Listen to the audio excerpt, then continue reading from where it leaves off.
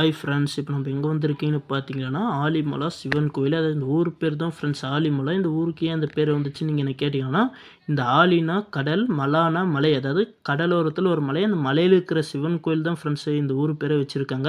அதாவது இந்த சிவன் கோயில் எனக்கு என்ன ஃபேமஸ்னு எனக்கு கேட்டிங்கன்னா, சிவன் வந்து ருத்ரத்தாடு வாழ்கிற மாதிரி ஒரு 58 அடியில் ஒரு சிலை இருக்கும் ஃப்ரெண்ட்ஸ். இந்த சிலையை பார்க்கறதுக்கு ஒரு நாளைக்கு ஆயிரக்கணக்கான மக்கள் வருவாங்க. அந்த ஆயிரக்கணக்கான மக்கள் ஒருத்தர் தான் இன்றைக்கி நம்ம உள்ளே போய் பார்க்க போகிறீங்க. உள்ளே போகிறதுக்கு முன்னாடி ஒரு ₹20 சார்ஜ் வாங்குவோம். அந்த ₹20 சார்ஜ் கொடுத்துட்டு நம்ம உள்ளே போய் அழகாக பார்க்கலாம். அதாவது இங்கே பார்த்தீங்கன்னா சிவன் சிலை வந்து பார்க்கறதுக்கே ரொம்ப பிரம்மாண்டமாக இருக்கும். அதாவது இந்த சிலை வந்து பாதத்துலேருந்து தலை வரைக்கும் அழகாக இருக்குது ஃப்ரெண்ட்ஸ். நீங்கள் பார்க்கணுன்னு நினச்சிங்கன்னா கேரளாவில் திருவனந்தபுரத்துக்கு வந்து திருவனந்தபுரத்துலேருந்து ஆலிமலை ஊருன்னு நீங்கள் பஸ்ஸில் ஏறுறீங்களா அங்கேருந்து இறக்கி விட்ருவாங்க ஃப்ரெண்ட்ஸ்.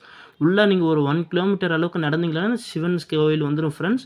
அதாவது சிவன் கோயிலை பார்க்கறதுக்கு ரொம்ப அழகாக இருந்துச்சு. சிவன் வந்து கையில் வந்து திரிசூலமும் இன்னொரு கையில் உடுக்கையும் வச்சு சந்திரன், அதுக்கப்புறம் கழுத்தில் வாசுகி, அதுக்கப்புறம் கழுத்தில் ருத்ராட்சமும் போர்னுக்கிறது இன்னும் அழகாக இருந்துச்சு ஃப்ரெண்ட்ஸ். பாருங்கள் இந்த கடல் தான் ரொம்ப ஃப்ரெண்ட்ஸ் இன்னும் அழகே. இந்த சிவன் சிலைக்கு அழகு சேர்த்துறதே இந்த கடல் தான். இந்த கடல் வந்து நீங்கள் எங்கே இருக்குன்னு கேட்டிங்கன்னா கேரளாவில் கோவளம் பீச் இங்கேருந்து ஒரு 10 கிலோமீட்டரில் தான் இருக்குது ஃப்ரெண்ட்ஸ்.